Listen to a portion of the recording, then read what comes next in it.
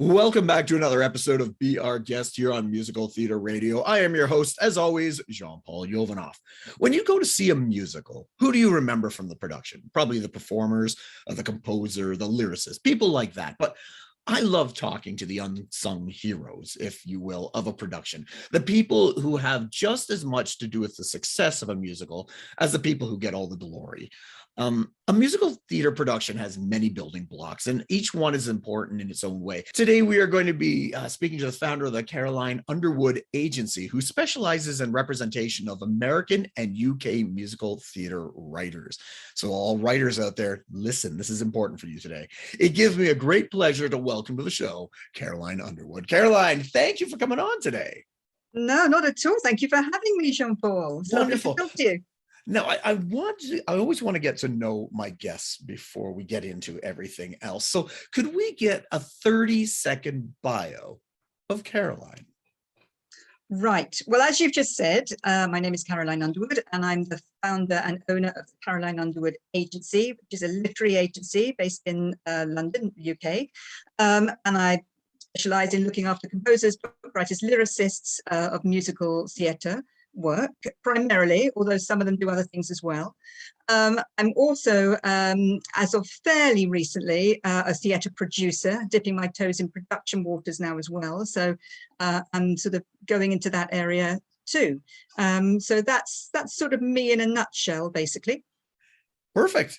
Short, succinct, to the point. Exactly what you need in an agent, right? You get to the point. Well, actually, yes. When you're trying to negotiate sort of 50-page agreements, yes, and you're trying to keep them as succinct as possible. Yes, you're right. Succinct is good. Nice. So were you always in a musical theater, Caroline, growing up, or is that something you discovered later in life? No, I was always into musical theatre from quite a young age. My parents were very much into musicals, stage and film. My dad loved musical stage shows. My mum was into musical film, so it was sort of always around and about that repertoire and stuff on the television, going to see shows. So that was always around me. And then I did. I wasn't quite sure what I wanted to do, but I knew it was something in music, and so I thought I wasn't good enough to perform or anything like that, and I didn't have the passion and dedication you need if you're going to do that. So I decided that really I wanted to do music administration, go off and work at the South Bank Centre or the Royal Opera House or Barbican, something like that. So I did a music degree, went to King's College, London University, and got my Bachelor of Music, did a short business studies course, and then sort of started looking for a job. At that point, not thinking I could do anything in musical theatre, because, you know, what jobs could you get in musical theatre?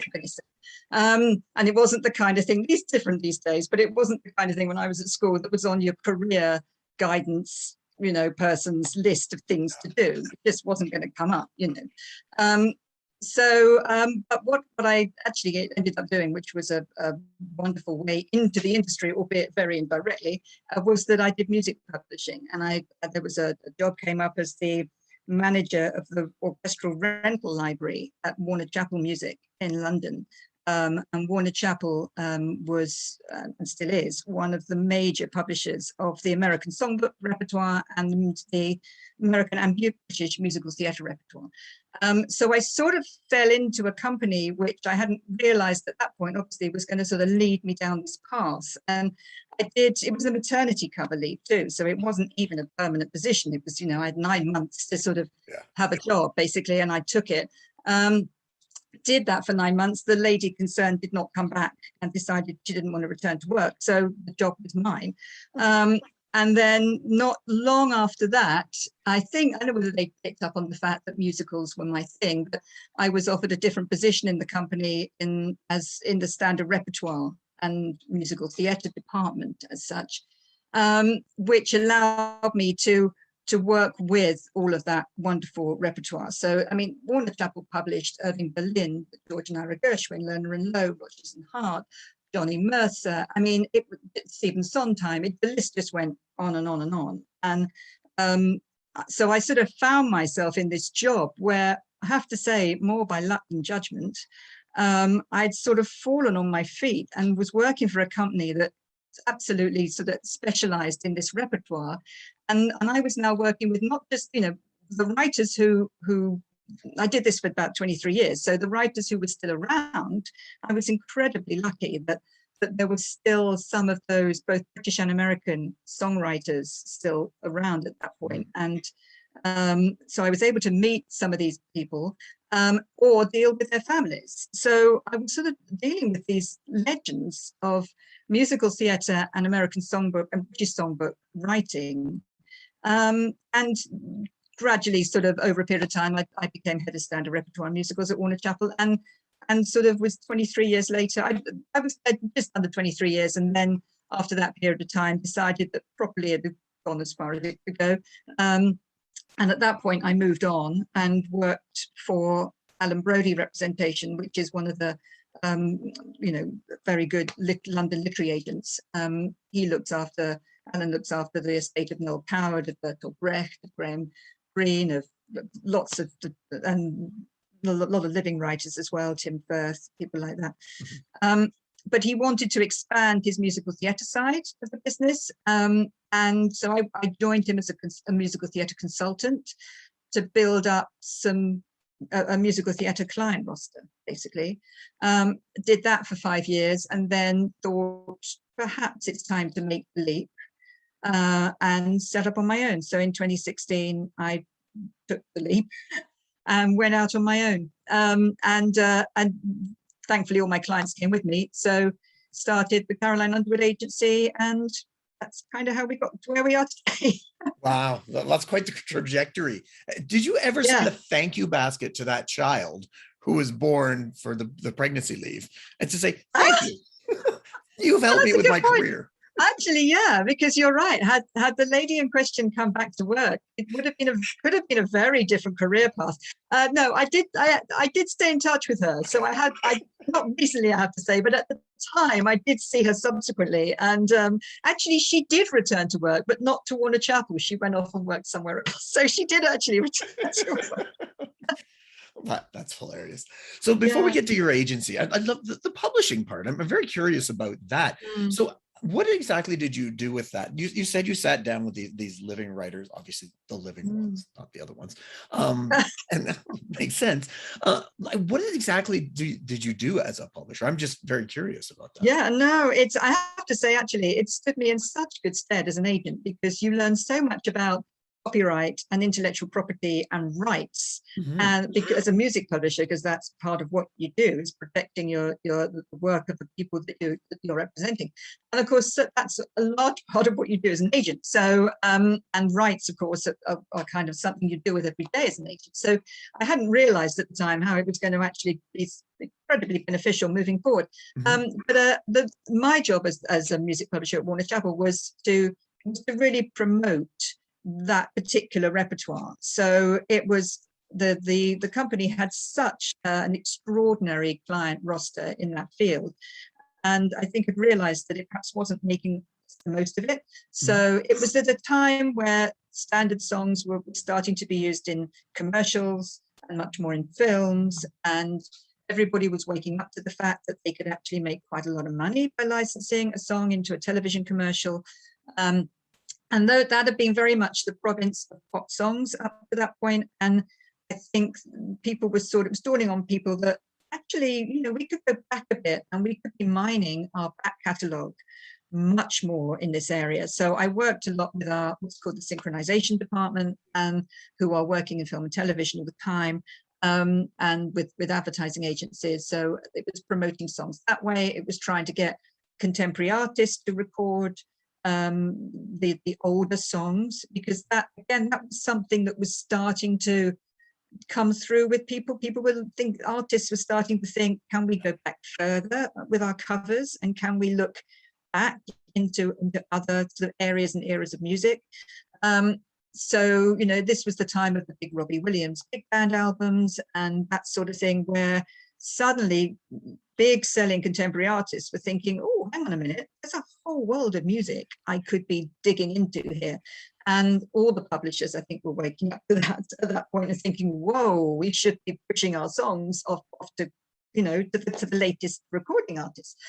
So that was quite a big part of the job. And then just really working with and communicating with, communication was such an important part of the job, working with the clients who were still alive, and their, where they weren't, their families and their estates, and making them realize that their songs were in good hands and were being well looked after, and that they were with the right company. You know, there was a lot of that sort of PR kind of work that went on to, you know, to make sure that the Gershwin estate was happy, that the Porter estate was happy, that Sammy Khan, bless him, who used to come into the office regularly when he visited London. I mean, that was such a privilege to get to know somebody like that, and that he was happy that his repertoire was being well looked after, and being looked after by people who knew the songs. And that was such an important part of what I did. And that, as a result, I got to know so many wonderful people and worked so much wonderful repertoire.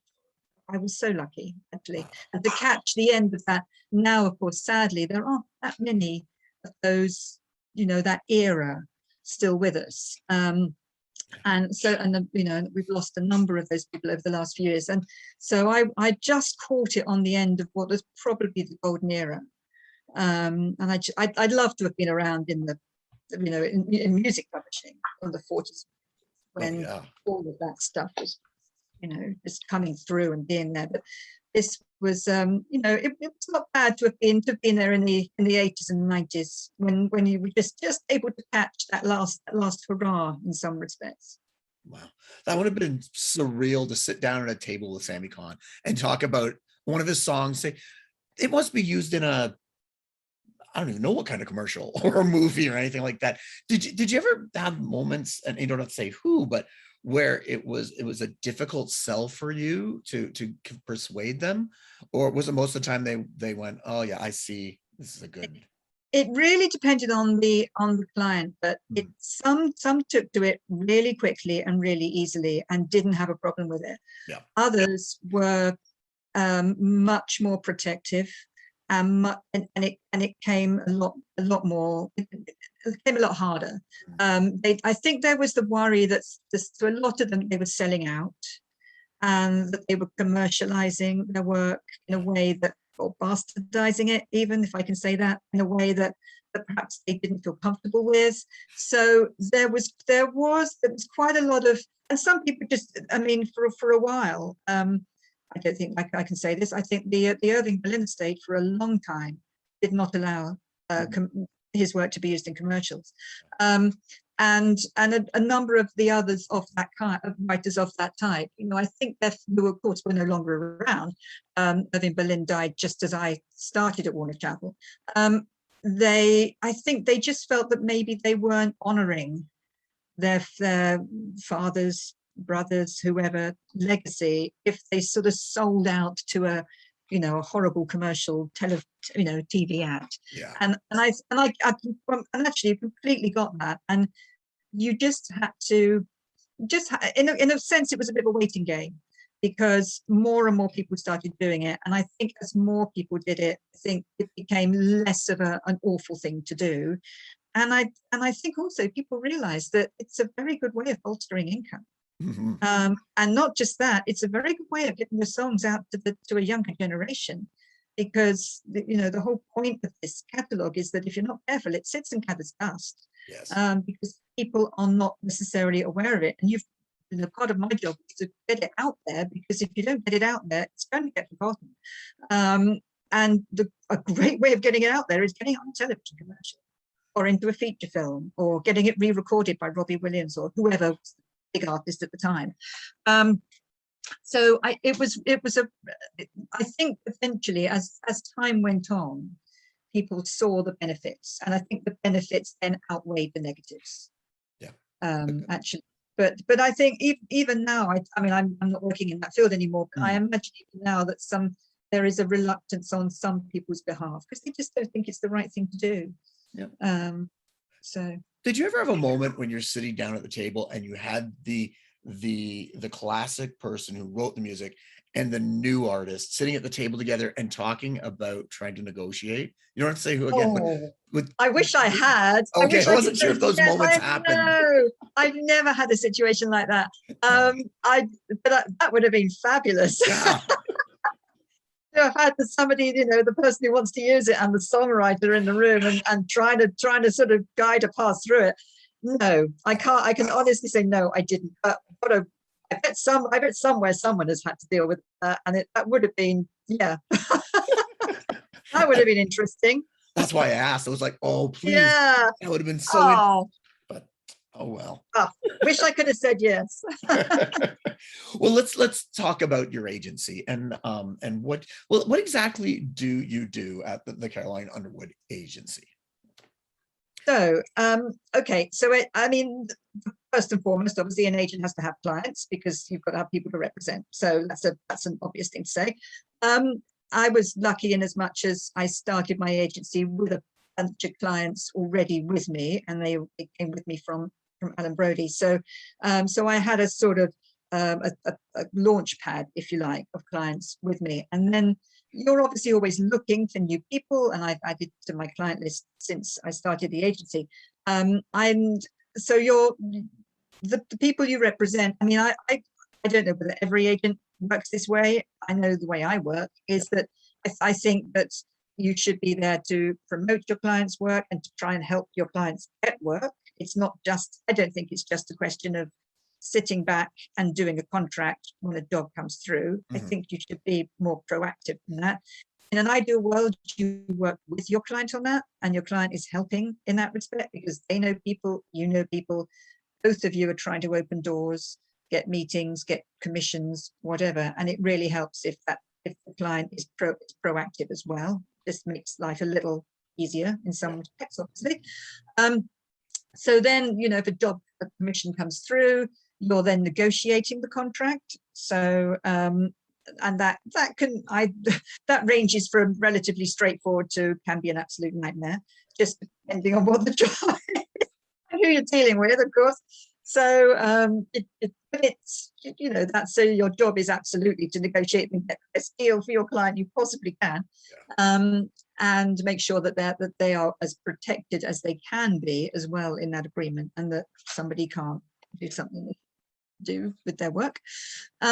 You need to be obviously are responsible for paying your client and collecting the money, making sure the money comes in, paying it out in a timely fashion, and you're there to protect your client as well, and also to help them sort of. Everybody, all the clients are different. Some want a lot of interaction with their agent, and some are very happy just to, be on the end of the phone when you want to talk to them, and don't actually want sometimes an awful lot of communication.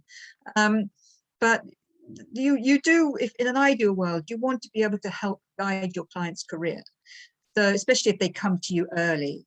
And a lot of the clients I represent, not all of them by any means, but a number of them are what we would probably term emerging writers, or on the younger side of writing.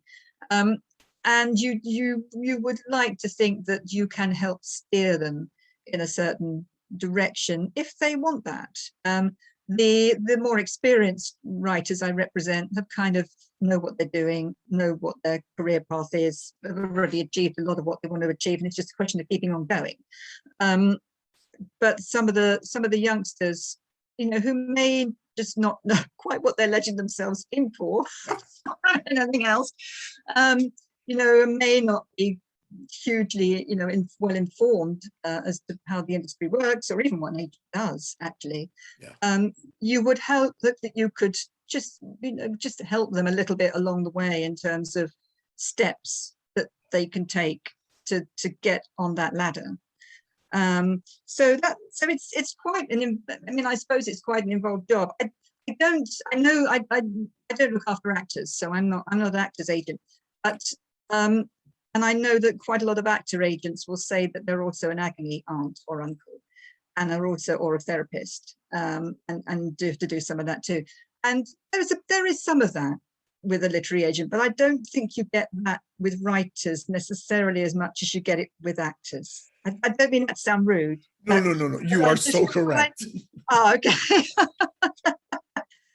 From what I know from friends who are actors agents, and I just know sometimes that they really, and fine, that's part of the job, and that's what you have to do. But I don't think I get that as much with writers. Actors are a whole different beast than yeah. There's That's the the mindset. Yeah. that's the feeling I get. Yeah, in a in a nice way. Yes. In a nice, Oh, we love actors and we need them. yes. But Well, they quite. are Yeah. there are their own. Yes. So leaving actors out for a second. In your opinion, when should a writer get an agent? At what point in their process, excuse me, do you think they should, start thinking about getting an agent? That's a very good question. I it, it, I think as soon as they are getting into negotiating any kind of agreement, you probably need an agent. I think it's. I mean, unless you really sort of hit it big, very suddenly, and there are examples of that. I mean, the Six Writers are an example of it suddenly, wham bam, and it's all happening. But that's quite a very unusual situation. Normally, a writer will come through the ranks and build their way up with small jobs, leading up to slightly bigger ones and slightly bigger ones. And there is a sort of route that you can go, and you hope that at some point one of the jobs you do is your breakthrough job, and then everything just accelerates. But I would say that as soon as you're getting into a situation where paperwork is being sent to you and you're being asked to not sign away anything, I would hope, but sign or license or grant rights of any kind, I think you need some help, unless you know what you're doing, unless you've got a friend who's a lawyer, or you've had some training in yourself in that area and you're already, you know what you're doing, which is unusual. I would say at that point you should get an agent, or I mean, not everybody gets agents. Some people just get lawyers and do it that way. But the lawyers will do you a great agreement, but they won't necessarily help you get work going forward. So I think that's where there's quite an important difference. So yeah, I think it's at that stage, because otherwise it's a real danger, and I've seen it with things where you can sign away something that you just didn't realize that you were signing away, and it's not your fault. Why would you know? Yeah. I mean, it's why on earth, how on earth would you know what is right and what isn't? Yeah. And so yeah, I would say it's at that point. See, and you brought up a perfect point. And I say this all the time to when I'm doing networking and things like that to writers, that we love the word show business, and the creators concentrate on the word show, but they forget the business part is so important too. And this is where you come in and say, you work on this, that's fine, I will take care of this side, and then you don't have to worry about it, because like you said, you don't know what you don't know. And also the agent is a buffer.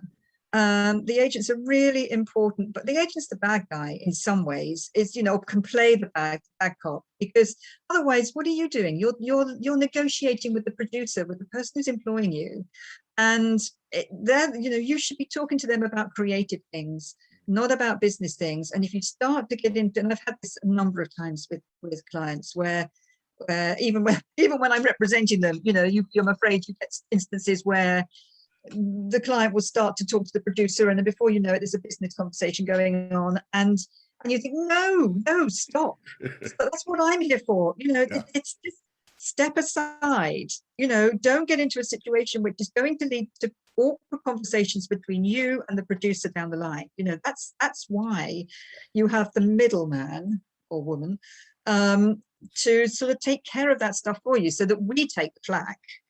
We're the ones they can shout at, or have a lovely conversation with, hopefully, and you don't get involved in any of that. And it makes I would hope it makes the writer's life much easier, because they don't have to worry about any of that stuff. And some writers would say, I don't want to know about anything. Just do the agreement. Don't tell me about anything. Tell me when it's ready to sign, and I'll sign it. And others, it's really interesting actually how it differs. And others will want to know almost every detail, and will also want to understand it as well. We'll want to understand how royalties work, how how copyright works, how the term of licenses work, and all this kind of thing. And we'll want to know what they're signing up to before they sign up to it.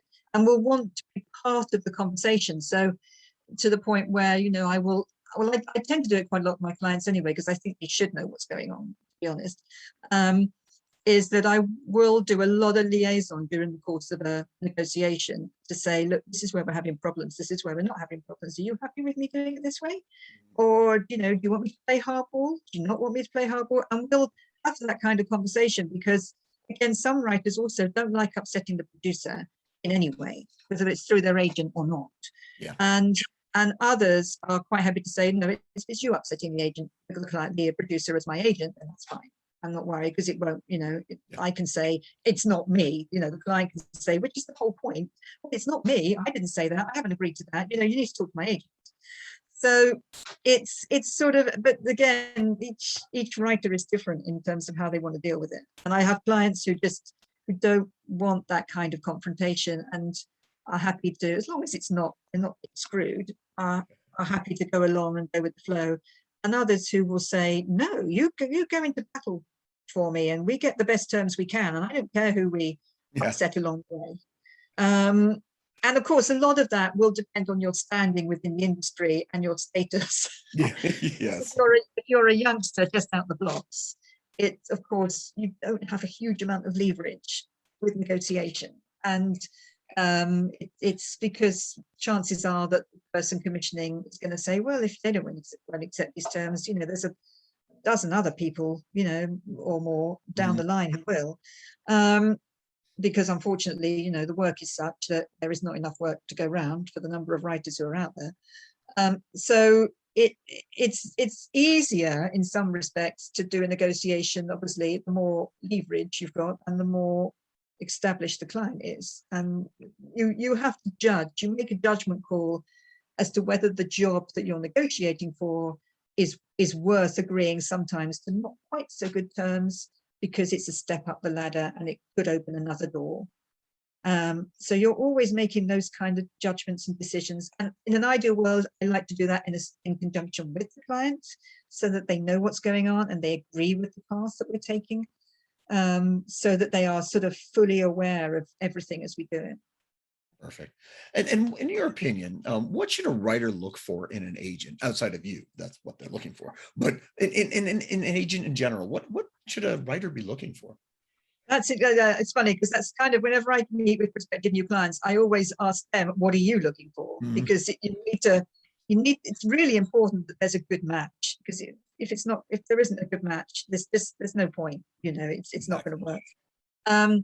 So first of all, you hope that there's some kind of immediate sort of connection anyway between you and the other person. So, and you hope that works both ways, because you've got to work with this person for who knows how long going forward, hopefully a long time. So there has to be that personal connection.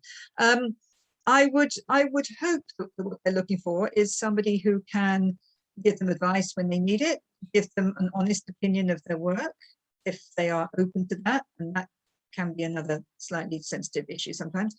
And somebody who it needs to be, I don't take on huge amounts of clients because I'm trying to build a certain type of brand in some ways at the agency, that I'm looking for people who are perhaps a little out of the norm in some ways, you know, a slightly different sound, writing about slightly different things. That's not necessarily the case across the board, but it's where I like to look for writers who are maybe looking to push the boundaries in some way. Yeah. So, but I think what every client wants in their agent is somebody who's passionate about their work. I mean, you've got to have somebody who thinks they can do something with you, because otherwise, in a sense, what's the point? If the agent isn't genuinely interested in your work and genuinely doesn't think they can help you progress your career, then I think you probably should be looking for a different agent. Because I don't really see the point otherwise of getting involved with somebody. It's a lot of work. I mean, especially in musicals. Or especially in theatre generally. I mean, plays over here may be slightly easier, but musicals takes so long to get on that you're in it for the long run. And if you're presented with a brand new piece or a first draft or something, and you're trying to judge a writer on that, you've got to feel that it's something you can get behind, because if you can't get behind it, how on earth are you going to sell it? Exactly. So I think, and I've had lots of conversations with writers over the years, both as an agent and when I was a music publisher as well. And I think there are people I've sort of said a very nice no to, at least I hope it was a nice no, because I just don't feel strongly enough about their work. And I think unless you're just trying to build up volume and you're just trying to get people on your books, and that's fine, there's nothing wrong with that if that's the way you want to do it, then I just don't see the point. And it's I don't know, I think I'm probably a bit picky in people that I take on, but I think, also, there's only so many hours in the day, and you've got to be able to devote the time as well. And if you've got so many clients that you can't do enough work for them all, then again, you're not servicing them the way that you should be. So it's another reason why I'm quite careful about, who I represent, because I think you've got to have the time to do it. And again, with musicals, it's time-consuming work. You're trying to pitch their work to people. You're talking to people. Hopefully you're getting to the point where you've got agreements to do and contracts to do. But it's, it all takes time, and you've got to be able to devote that time. Yeah, that's a fantastic answer, and I totally agree. And if I was looking for an agent, I would be interested in you, but I'm not. So we're okay. But you're right. It's like any type of relationship, whether it be romantic or friendship or business. There's got to be some kind of connection, and if you aren't, if you don't feel whatever they're presenting or feel attracted or attached to that person, that's not anything against them. It's just, that's just life. So I'm so glad you brought that up. It's so important. And you're right. And if it's just, there's nothing personal. If you just don't connect them, it's not that, they're not very good. And it's not a comment on their work necessarily. It's just if you don't, or if you think they're looking for something that you can't provide, if they're still quite inexperienced and they think they're going to get commissioned by the National Theatre next year, and they're going to be dissatisfied if that doesn't happen in the next 12 months, then maybe there's going to be a problem, because it's unless, it does happen, it can happen, but it's not likely to happen. So, and you've got it's a question of managing expectations sometimes. With this sort of thing, is that it takes time. People have to get to know your work, they have to get to know you have to build up a network of contacts, and you've got to get shows on, you've got to get stuff on that people will come and see. It doesn't, if it's only a couple of performances here, or some summer theatre somewhere, you've got to get something on without, people, I find in my experience, potential producers who might commission something really would rather come and see something than sit down and necessarily read it, because we all know that reading, takes time, and you get interrupted by other things and tends to get pushed on one side because other things that are more important come in. Whereas if you can go and see a showcase or a show or a workshop presentation, it's producers prefer that. So, and you've got to get work on. Yes. And I remember I used to be involved with when I was at Warner Chappell, the Vivian Ellis Prize, and which was running at that time, doesn't run anymore, for new work. And I remember a writer saying to me once, what should I do to get work on? And I know I'm not the only one that's ever given this advice, but it was always just get it on. Doesn't matter whether it's your local amateur company, doesn't matter if it's some friends who you can get access to a local theatre, just get something on the stage. And that's what I know a lot of people would give the same advice, because otherwise, how do you know? Exactly. I literally told somebody that yesterday when they were asking. I said, there's a theater company interested, do it. Yeah. just get it on stage. Get on its feet. So you work with, you represent people in the UK and the US, I believe. Yeah, Find any differences when negotiating with people, people in the UK or people in the US, or is it pretty much standardized across the board? Or no, I find that American negotiations tend to be tougher Okay. than British negotiations. I mean, well, that's just in my experience. I don't know whether everybody else would say that, but I find that there are different ways of doing things, and the contracts are different in the way that the American contracts work and the British contracts work. I think there's probably more flexibility in British agreements than there are American ones. And I get the feeling from something I've done quite recently well, actually it didn't come to fruition, unfortunately. It's one of those projects that fell by the by. But it's that it's a lot tougher to get better terms for writers with American agreements than it is with British ones. I think we're still getting in this country better deals for the writers than perhaps you can get out of American contracts. Now, that may be too much of a generalization, and somebody might say that'd be ridiculous. Of course you can, but that's not been my experience up to now. It's quite tough to get terms that you want. I mean, and one of the reasons I expect for that is, of course, things cost more over in the States. True. So, you know, the cost of putting on a show on Broadway is so much higher than the cost of putting on the same show in the West End or off West End and off Broadway, that I think the stakes that are high here, I think, are even higher in America. So I think the amounts of money, I think, involved have a lot to do with that. Yeah, that's not something I envy from you. You have to know both sides, because the laws are slightly different, the rules are slightly different, the people are obviously different. So I do not envy you. I have to say, yeah, I find no disrespect to the Americans, but I find that the British are a little more open to negotiations sometimes than the Americans are. But, you know, as I said, I think a lot of that is down to finance. Yeah. So, and the involved and the risk that people are taking, which is huge.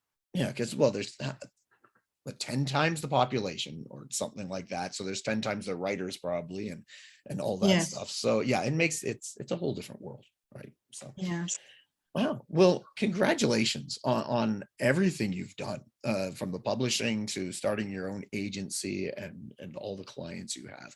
And I want to thank you so much for coming on. And it's been so interesting to hear from this side of the stage, because like I said, we talk to actors and we talk to they get all the glory, the writers but you you don't get the accolades you deserve.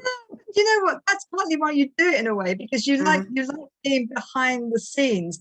That's kind of the point. If you wanted to be an actor, you've got a drama school and you train. But for those of us who sort of like working behind the scenes, that's part of the reason you do it, because you don't want to be in the spotlight necessarily. Yeah. So, and I'm about to find out what it's like to be a producer as well. So I'm sort of wondering quite what that's going to turn out to be like. Can we get a hint, or is this still hush hush and we have to wait for a while? Well, we've launched the company. The company's called S&S Theatre Productions, okay.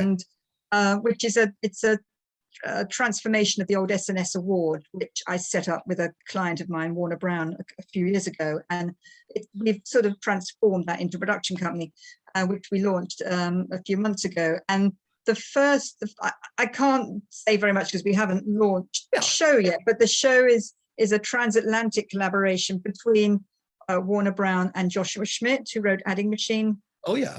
And Minister's Wife and that sort of thing. So it's a transatlantic collaboration musical, five-hander, with a British production company, and also with Kent Nicholson of Playwrights Horizons, who's now with Broadway Licensing. He's our American co-producer. So we're hoping to produce it off West End here next year, hopefully, and then hopefully bring it off Broadway. That's the plan. So, well, as soon as it gets a production, you let me know, because I'll promote the heck out of it. You'll be the first to know. I will let you know. just telling me the Adding Machine and the Minister's Wife, I know it's going to be a little bit offbeat and a little bit different. It is. A little bit that's just from that. I'm like, Yeah, it is indeed. It's again, because I'm interested in sort of slightly off-kilter work in particular, and S&S Theatre Productions is hopefully going to specialize in, again, slightly unusual work. So yes, you're absolutely right. You're spot on with Josh doing the score. Yeah. Warner Lights is very much into slightly unusual subject matters. So it will be, I hope it'll be something that's a little bit different. You're right up my alley. I love a little bit different because it's always exciting to go and go, this is different. I like this. I hope so. That's what we're planning. So I hope we can pull it off. That's awesome. Well, congratulations on that as well. And thank you. You've accomplished. Now, before we go, I want to ask 3 questions of you. Get to know you even better, because we've already asked and delved into your past. We delved into your present. Now we want to delve into who you are as a person. So 3 questions, no right or wrong answers. You might be judged. I don't know. People are judging. Great. So question number 1.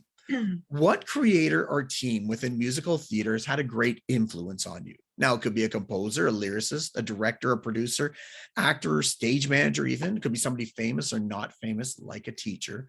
Is there anybody who's had an influence on you? Okay, I mean, this is a little unusual and probably not an answer that you necessarily expect, but, and I'll explain why. The singer, Audra McDonald. Mm.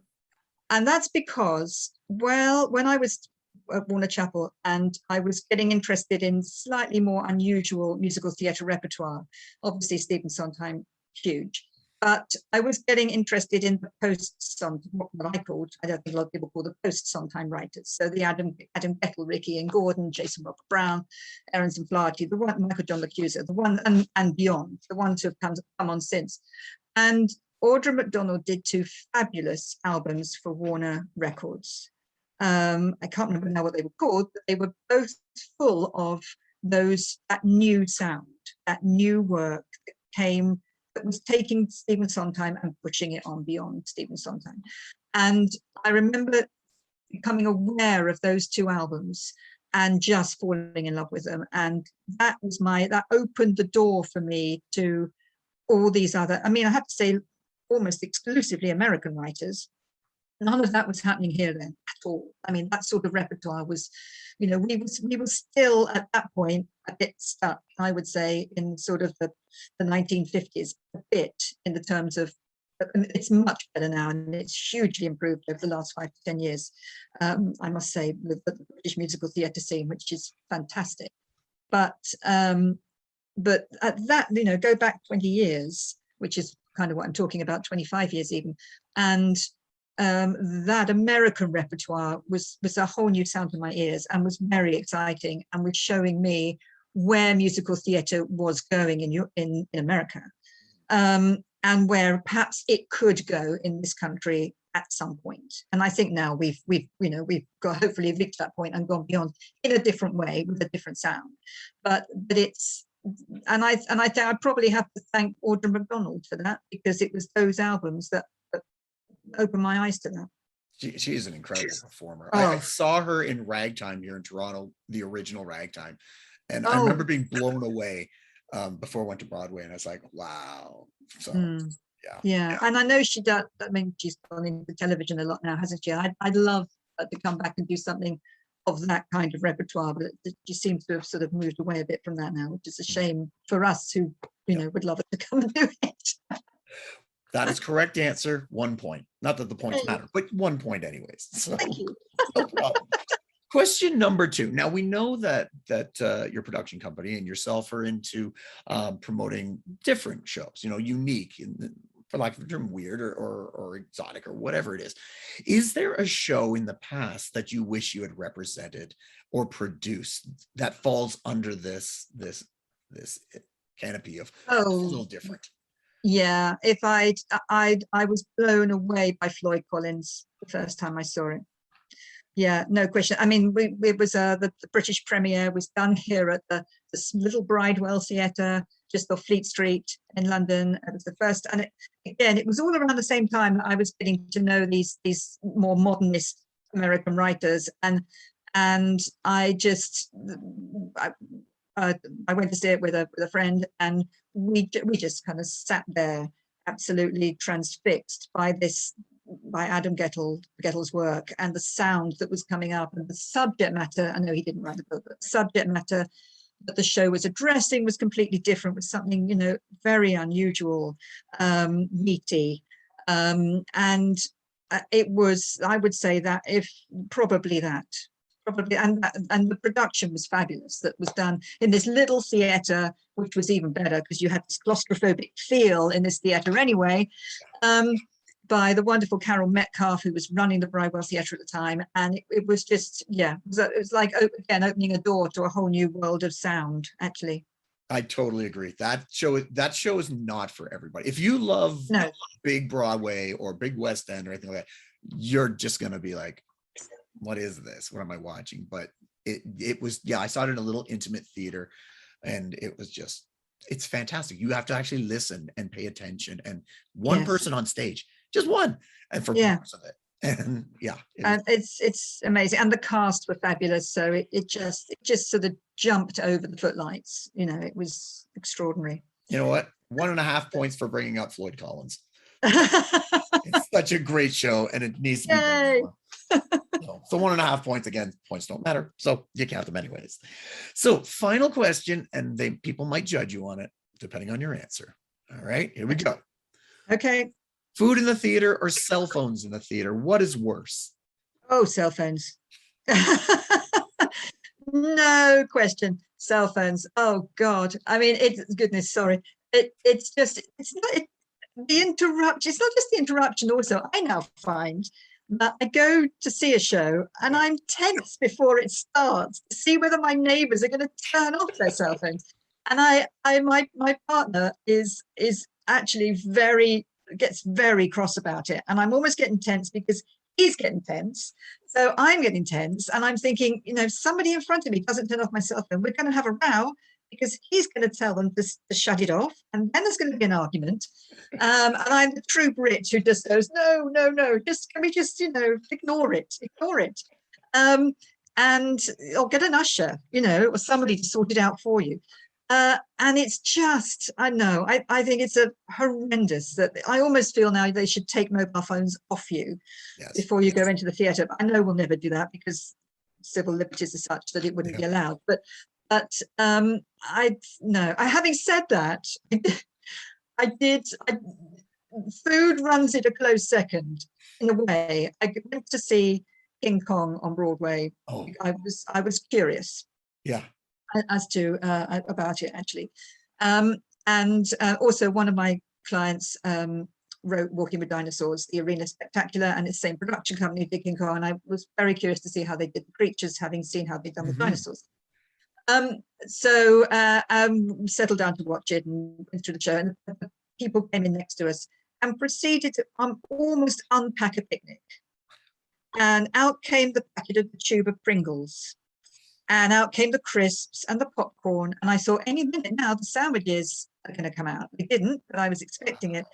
And I thought, you know, is this really what theatre has come to? And this is the problem, that clearly this family, you can't criticize them in a way, but I expect they're used to going to see a ball game or something. And also they got up and down throughout the show to go to the loo, in and out, you know, or to go out and look at their phone and come back in. At least they did that. And you sort of think, well, this is the culture that they are used to and that they've experienced. They're not used to sitting in a theatre. And we behave differently in a theatre where it's generally quiet and dark, and you tend to sit still most of the time. And that wasn't what they were used to. And I just thought, and I have to say, if anything else, I was just as engrossed in that as watching what was going on on stage, actually, because I was so fascinated by what was happening next to me and what was going to come out next in terms of food. Yeah. But even with that, no cell phones every time. Okay. I would have also accepted both. They're terrible, but I give you a point for that. But you've brought up an important point. That's we're going off on a tangent. These people that come to the theater and do this thing, we're always saying, oh, we got to bring new people to the theater, and so we got to accommodate for them. But you know what? We were here first. You can just not take your food. You have to learn to sit in our house of worship. You can go back to your movie theater, Well, this is it, isn't it? And I don't think there should be a problem with saying to people, everybody's allowed to take in the boiled sweets and I know we all get annoyed with the crinkling of the wrappers and all that sort of thing. Yeah.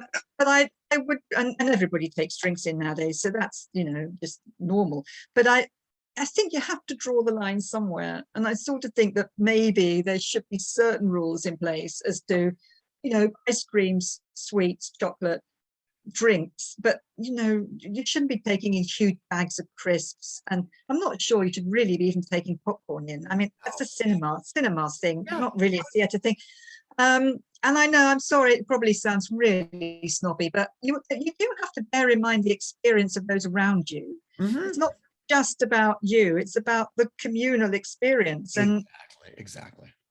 Yeah. You come into my house, you got to abide by my rules. Like everybody else is sitting quietly. That one anomaly. Well, exactly. And it does, I don't know. It's that, yeah, I know. And I think also maybe it was that particular show, because that particular show was more of a spectacular presentation than a normal sort of Broadway musical. So maybe it had something to do with the fact that they just come in to see King Kong at the end and see what he did, and that they were there really just to spectate rather than get involved. So and so I don't know, I have to say it's not the only time I saw it. It was this, I've always also got it with Frozen on Broadway too, similar experience. But again, it was a young, lots of show. If now they did it in Floyd Collins, that would be a whole different thing. Exactly. You're not going to get a picnic, are you, being brought out in Floyd Collins? It's just not going to happen. And again, another tangent, I wish I'd seen King Kong, because there's no chance, there's no community theater anywhere in the world that's doing it, though I would love to try that. I've always said I wanted to try a community theater version of Spider-Man. I saw that too. Yeah. But in a little black box, but that's neither here nor there. But yeah, I'm never going to see King Kong, and that's unfortunate. I have to say that the show for me didn't quite work. But I know a lot of people felt that way. But you had to applaud the technical. Yes, and that's which is actually one of the I have to say was one of the reasons, because I knew the guy, the technical team behind it, who worked on Walking with Dinosaurs. So I was really going more to see the technical side and how they'd moved that technology on to create this huge creature. So I was probably going with a slightly different agenda. And I didn't warm to the show hugely, but the technical team were something else. Yeah. And that's what I wanted to see, because it's the ape. It's the ape. Yeah. And to have to say it, in a way, that was in one sense possibly the show's problem, that it was all about the ape.